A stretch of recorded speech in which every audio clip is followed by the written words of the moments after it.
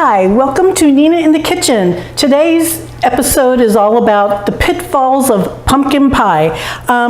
So what happens a lot of times is people, and it's the recipe, it will say put it in a 375 degree oven, 425, but I have noticed over the years that that will create a pie that is sunken, that has cracks in it, and it weeps. So this is how I do my pumpkin pies, and hopefully none of that will happen. So here we go. I'm starting with 3 eggs, and what I do is I crack an egg on a flat surface, because that way, if you crack it on the edge of your bowl, you have more chance of getting shards into the egg. So this way, we're going to avoid all of that by cracking on a flat surface. I have 3 eggs in here and some vanilla. I'm going to put some pumpkin puree. This can be fresh or canned, whatever you prefer. And to that goes some, I'm using evaporated milk. You can use a mixture of milk and cream. You can use whatever you like, but I guess I grew up with evaporated milk in my pie, and to me this is delicious. I've tried it with milk and cream. That's also very good, but I feel that it's really unnecessary. Here are all the spices. I have ginger and clove, salt, and what is that one? Oh, cinnamon. Okay, so that all goes in. A little bit of nutmeg. Nutmeg is one of those things that if you can taste it, then you have too much in there. So maybe 8 gratings, 15 gratings, enough to equal about 1/8 of a teaspoon, or just a good sized pinch. Then I have both white and brown sugar. And now I'm just going to beat this up and whip it up with my electric whisk, which makes life easy.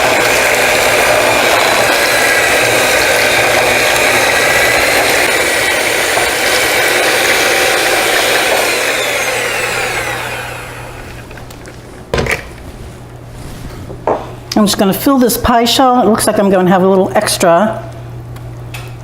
Nope. Okay, so now this, I used 3 eggs for this, and this will be more of a custardy texture. If you want yours a little firmer, then just use 2 eggs. But what's going to happen is I'm putting this in the oven to go low and slow, like a cheesecake. So it's going in at 350, and it will probably take about 40 minutes.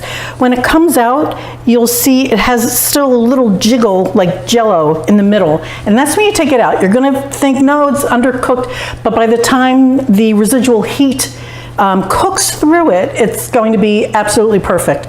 So into the oven.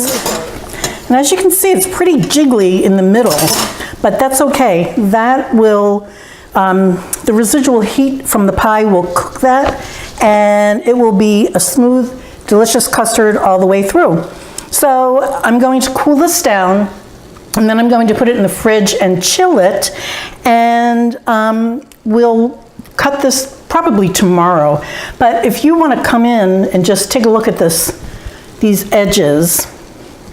This is the, I do a French bread, an artisan bread called épi, and this is the cut there, that wheat stalk cut.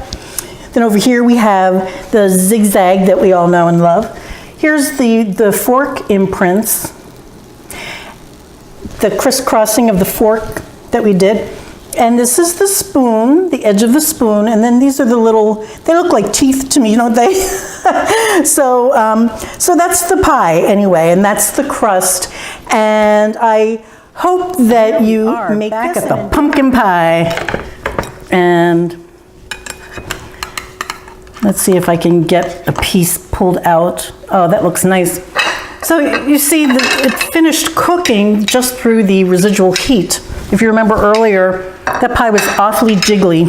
And I know it's kind of scary, but what happens is if you let it go too long, instead of a creamy texture, you're going to get something that's sort of grainy.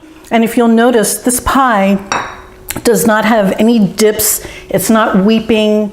It's really, looks pretty perfect.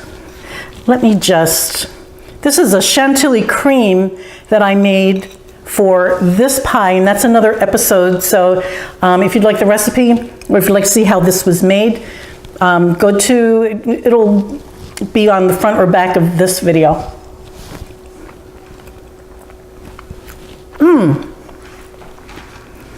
The aroma in this house from the pumpkin spices was so good today. It was just, it smelled so delicious in here. And this is really great. And the crust is perfect. Okay, I have to stop eating, but you can find me on Facebook, Nina in the Kitchen, for the recipe, ninainthekitchen.net. And I highly recommend it if you like pumpkin pie, because this is pretty fabulous. I'm not even kidding. Anyway, thank you so much for watching. Happy Thanksgiving, and I'll see you guys soon. Bye.